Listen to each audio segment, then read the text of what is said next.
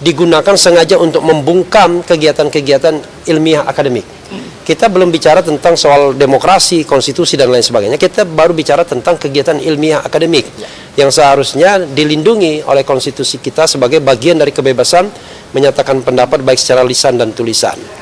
Jadi pasal itulah yang kita persoalkan dan mudah-mudahan MK bisa mengabulkannya, karena yang paling utama adalah sebagai the guardian of the constitution, sebagai penjaga konstitusi, itu MK harus memprotek warga negara agar tidak mudah dikriminalisasikan, apalagi kriminalisasi itu melanggar pasal-pasal dalam konstitusi, yaitu kebebasan menyatakan pendapat baik secara lisan maupun tulisan. Apalagi pendapat itu adalah the expert opinion, pendapat yang dikeluarkan oleh para ahli.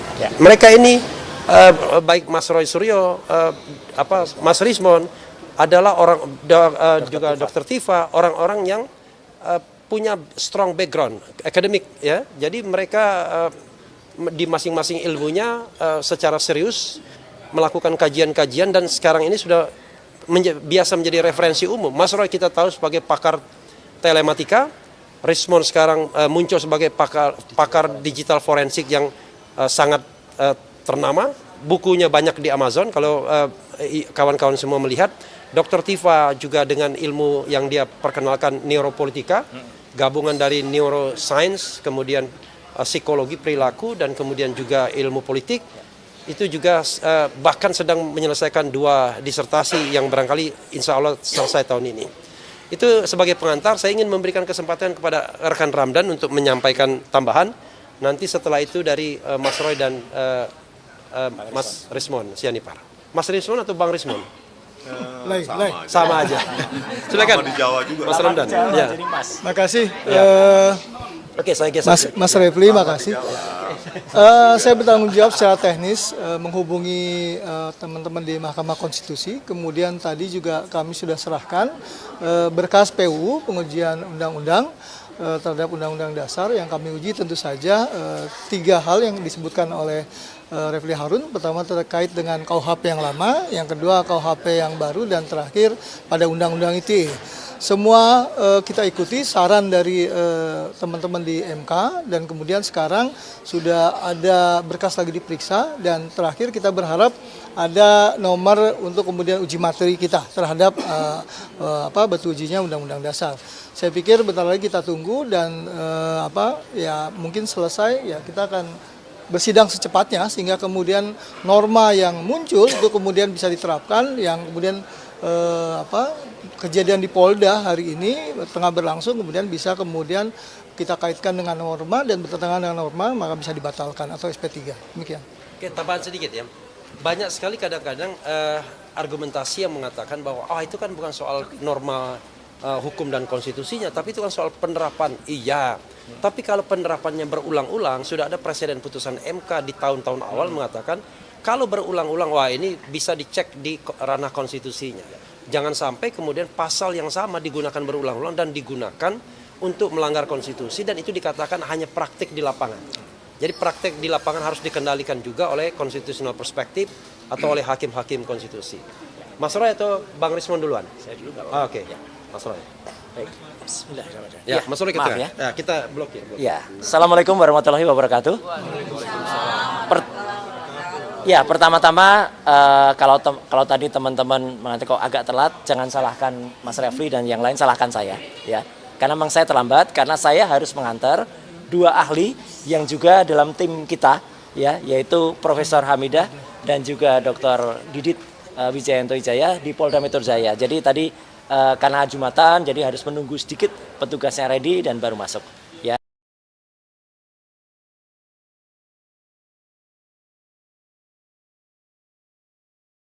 Henry Subiakto itu juga memberikan muatan-muatan, memberikan nilai-nilai undang-undang yang kemudian hari ini kita daftarkan ke MK. Jadi hari ini kita bersama Balalerte di bawah koordinasi Mas Profesor Refli Harun, ada di sini Mas Jamada Girsang, kemudian juga ada Pak Mulyadi, ada Pak Ramdan, ada juga Pak Tony dan kawan-kawan yang lain, ya, termasuk Pak Taufik dan lain sebagainya.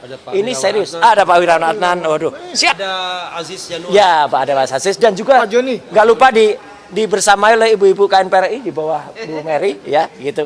itu kita bersama-sama ya ingin menegaskan bahwa kami ini serius ya. Jadi kami ini tidak hanya memikirkan diri kami sendiri. Kami mengajukan uji materi ke MK ini adalah demi seluruh rakyat Indonesia agar tidak ada lagi nanti yang dikriminalisasi. Jadi artinya kita ini juga insya Allah ya kita tidak berjuang sendirian, kami itu, tapi kami bersama-sama dengan rakyat Indonesia.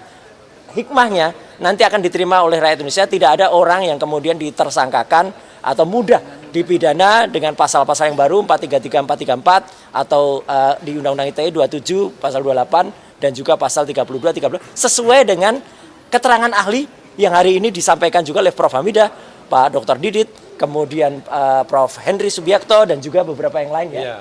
Jill. Jadi sekali lagi kita bersikap tolong pegang kan, Mas. Ya, tolong. Ya.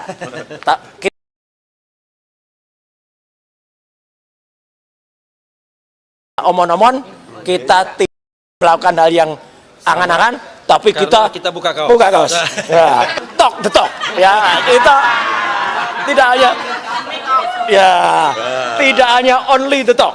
Ya, tapi kita talk beneran. We talk ya seriously about this law ya gitu. Oke, saya kira itu. Terima kasih. Oke. Ya. Ya, ada tambahan sedikit dari saya biar saya ingat ya. Mana tadi? Jadi kawan-kawan semua ya, kita minta pengecualian dari penerapan pasal-pasal ini. Jadi pasal-pasal yang kita permasalahkan tersebut seharusnya tidak berlaku untuk yang namanya pejabat publik. Jadi pejabat publik tidak boleh tersinggung kalau kemudian urusan-urusan publik itu dilakukan penelitian, scrutiny oleh masyarakat. Jadi pejabat publik dan urusan publik. Nah, ijazah, walaupun ini kita menguji norma, ijazah itu kan sudah urusan publik. Ya. Jadi walaupun Pak Jokowinya sudah berhenti, tapi ijazah itu adalah yang dia gunakan untuk menjabat jabatan publik sehingga tidak lagi menjadi barang privat. Tadi sudah menjadi barang publik, karena itu sah bagi siapapun untuk melakukan pengkajian, pengujian dan lain sebagainya dan tidak boleh dikriminalkan. Ya, masa pengkajian dan pengujian dikriminalkan? Silakan Bang Rismon menyampaikan. Oke.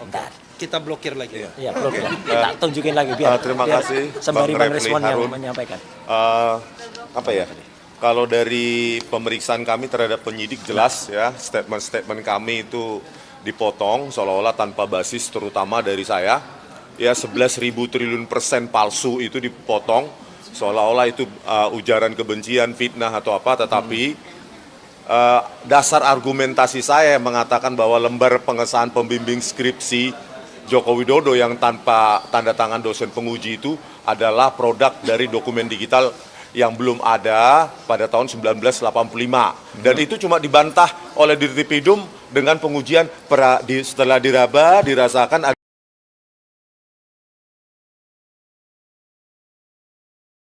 Iya. Langsung kami dibarkan ujaran kebencian.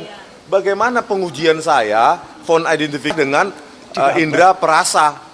Ya, indera perasa dirasakan ada cekungan. Terus kami disimpulkan oleh para ahli mereka itu melakukan ujaran kebencian itu 11.000 triliun %. Itu sangat ditekankan berulang-ulang pada saat proses penyidikan.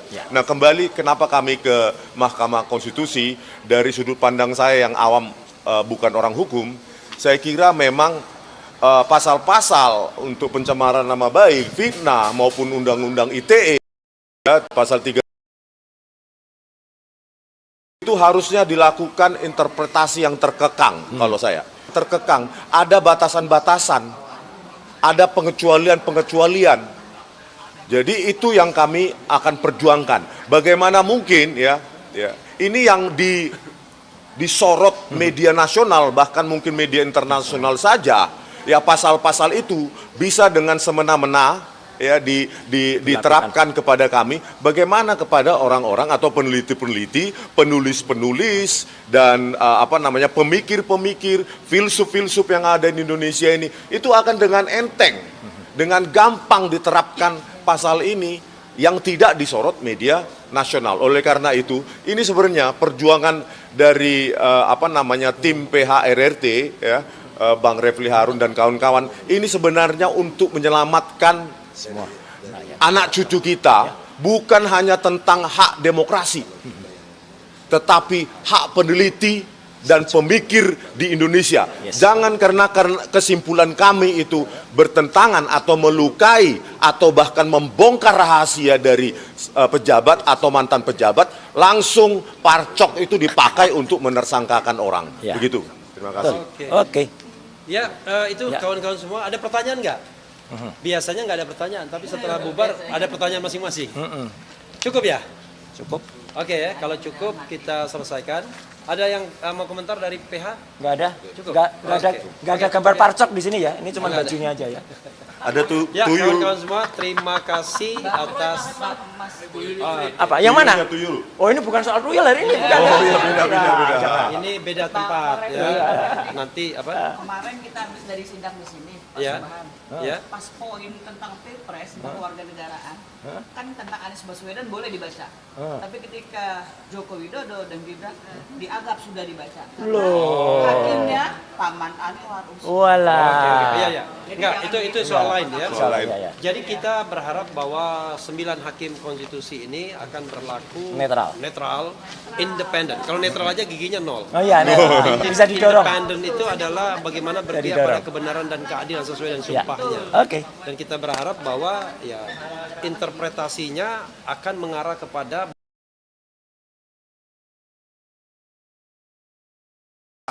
terhadap pasal-pasal yang memang diperuntukkan untuk demokrasi, konstitusi dan hak asasi manusia. Itu saja ya. Oke.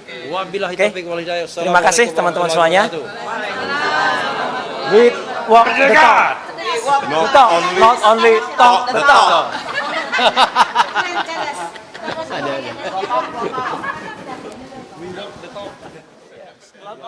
Bukan not only. Bang, tanya dikit bang, ini informal. Iya. Itu surat keterangan Gibran Agustus 2019 itu bisa digugat nggak? Di apa diuji di Mahkamah Konstitusi? Melingkar. Melingkar. Ya, kita menguji norma pasal 222-nya mengenai syarat. Bang Roy, ijazah boleh lagi Bang Roy? Yang ijazah. Tuyul nanti ya. Katanya nggak ada tuyul. Terus bang, Ya, itu nanti kemudian kita minta bahwa persyaratan tersebut memang dengan menunjukkan jasa aslinya. Jadi tidak cukup dengan keterangan ijazahnya nggak ada. Artinya tidak memenuhi syarat. Ijazah SMA-nya kan nggak ada. Ya, artinya tidak memenuhi syarat. Karena itu subject to impeachment. Harusnya kan. Ininya nggak ada. Nah, itu namanya impeachable. Oke, syarat RJ dari kami seperti yang dikatakan oleh Bang Rocky Gerung di ILC RJ ya. The real RJ adalah Pak Jokowi meminta Wapres Gibran mundur secepatnya, baru kita bisa RJ. Jadi gini ya. Yang dimaksud surat kayak gini. Jadi gini.